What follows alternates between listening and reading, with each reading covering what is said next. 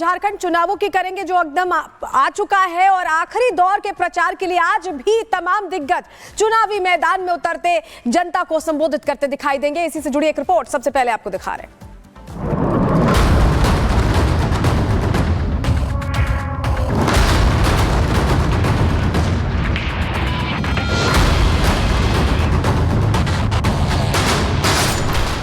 झारखंड में पहले चरण का सियासी शोर।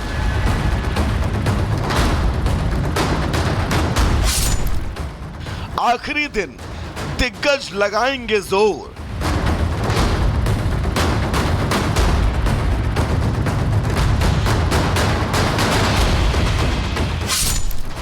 तैंतालीस सीटों पर सियासी घमासान।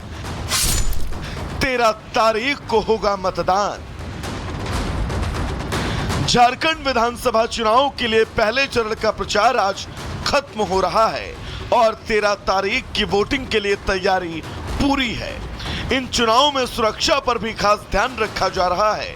कई पोलिंग बूथ पर मतदान के दिन के लिए सुरक्षा के कड़े इंतजाम हैं। कई बूथों पर हेली ड्रॉपिंग की सुविधा भी रखी गई है। साथ ही चुनाव आयोग ने सख्त निर्देश जारी किए हैं कि धार्मिक स्थल या अतिक्रमित स्थान पर शिविर नहीं लगाए जाएंगे। पहले चरण के लिए प्रचार के आखिरी दिन भी कई दिग्गजों की जोरदार रैलियां होने वाली हैं। 43 सीटों के लिए आखिरी दिन पार्टियां पुरजोर कोशिश करेंगी। झारखंड में इस बार घुसपैठ के मुद्दे पर बीजेपी हेमंत सरकार को छोड़ने के मूड में नहीं है। बीजेपी ने हर मोर्चे पर हेमंत सरकार को डेमोग्राफी में आए बदलाव के लिए जिम्मेदार ठहराया। कई रिपोर्ट भी सामने आई जिन्होंने झारखंड के आदिवासी इलाकों में बदलती जनसंख्या पर चौंकाने वाले खुलासे किए। साथ ही बीजेपी ने झारखंड में यूसीसी का ऐलान करके हेमंत सरकार की मुसीबत को दोगुना कर दिया।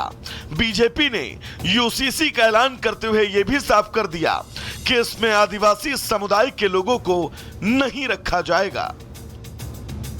लेकिन विरोधी दल अब भी इस बात को लेकर कॉन्फिडेंट हैं कि वो बीजेपी के रथ को रोक लेंगे।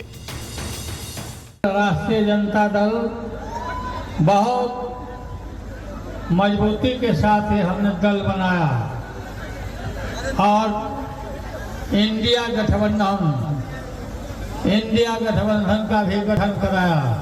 एकदम उखाड़ के फेंक देना कि फिर जन्म न करे। झारखंड में 20 नवंबर को 38 विधानसभा सीटों के लिए वोट डाले जाएंगे और 23 तारीख को वोटों की गिनती। हरियाणा के बाद जहां बीजेपी का कॉन्फिडेंस इन चुनावों को लेकर ऊपर है, तो वहीं विपक्ष अपने लिए जीत की लय तलाश कर रहा है। अब देखना होगा कि जनता का आखिर मूड क्या है। Bureau report, Republic Bharat. और झारखंड की अगर बात करें तो चुनाव प्रचार अपने आखिरी चरण में है, क्योंकि 13 नवंबर को वोटिंग होगी, उसके बाद 20 नवंबर को भी वोटिंग होने वाली है। तमाम दिग्गज जो है वो चुनावी मैदान में आज उतरने वाले हैं। आपको बताएंगे कि कौन कौन चुनावी मैदान में आज उतर रहे हैं। देखिए, सबसे पहले मुख्यमंत्री योगी आदित्यनाथ जो भवनाथपुर में कुछ ही देर बाद पहुंचेंगे, वहां पर रैली करने वाले हैं।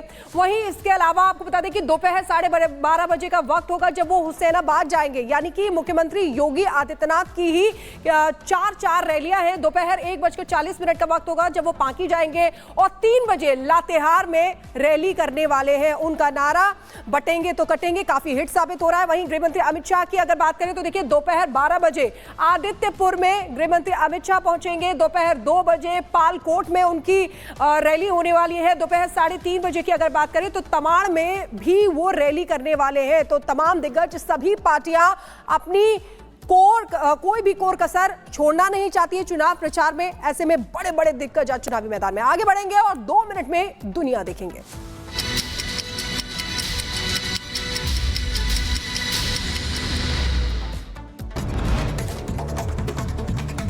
कुर्स के सीमावर्ती क्षेत्र में रूस का हमला, संयुक्त टास्क फोर्स के हेलीकॉप्टर ने जनशक्ति और सामग्री को किया नष्ट। बेरुत कलमात गांव में इजरायली सेना का हमले में 23 लोगों के मारे जाने की खबर, कई लोगों के घायल होने की भी जानकारी। तेहरान के आसमान में नजर आई अज्ञात वस्तु, तेज गति से उड़ता देखा गया सामान, जांच में जुटे अधिकारी। इजरायली सेना ने गोलन हाइट्स में बारूदी सुरंगों का उड़ाया एक और हिस्सा, वीडियो आया सामने। लेबनान के अलामत में इजराइल की जबरदस्त एयर स्ट्राइक, हमले में 23 लोगों की मौत, 6 लोग घायल, रेस्क्यू ऑपरेशन जारी, बढ़ सकता है मरने वालों का आंकड़ा। इजराइल ने सीरिया की राजधानी दमिश्क में की बमबारी, हमले में 7 लोगों के मारे जाने की खबर, शिया तीर्थस्थल सैयदा जैनब के पास हमला हुआ।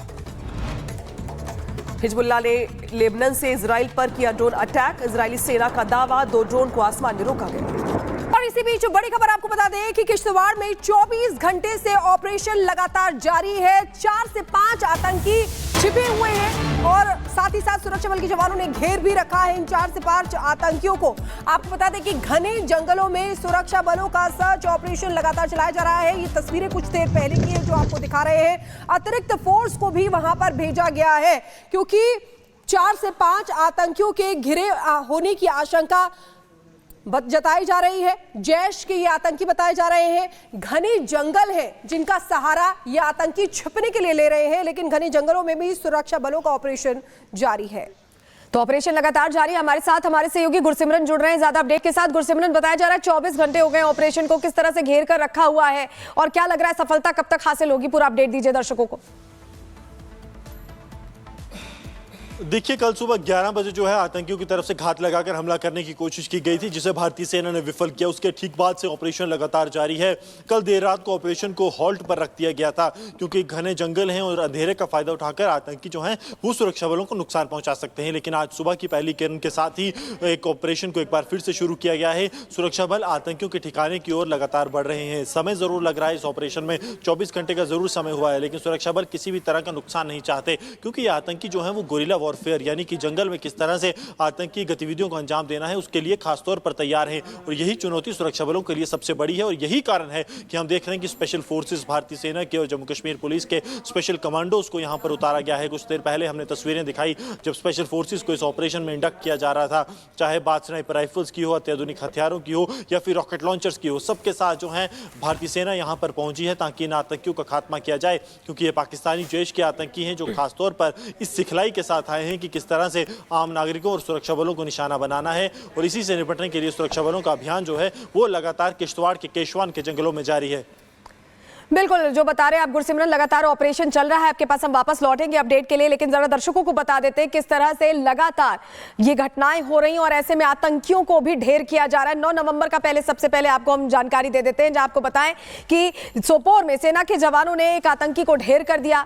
9 नवंबर को जंगल में 2 से 3 आतंकियों के छिपे होने की दरअसल जानकारी मिली थी, जिसके बाद सोपोर में सुरक्षा बलों ने 2 आतंकियों को मौत के घाट उतारा है। तो ये बड़ी जानकारी आपके सामने रख रहे हैं कैसे लगातार घाटी में आतंक के सफाई पर काम हो रहा है। 8 नवंबर का भी आपको हम डिटेल दे रहे हैं। सोपोर में सुरक्षा बलों ने 2 आतंकियों को मौत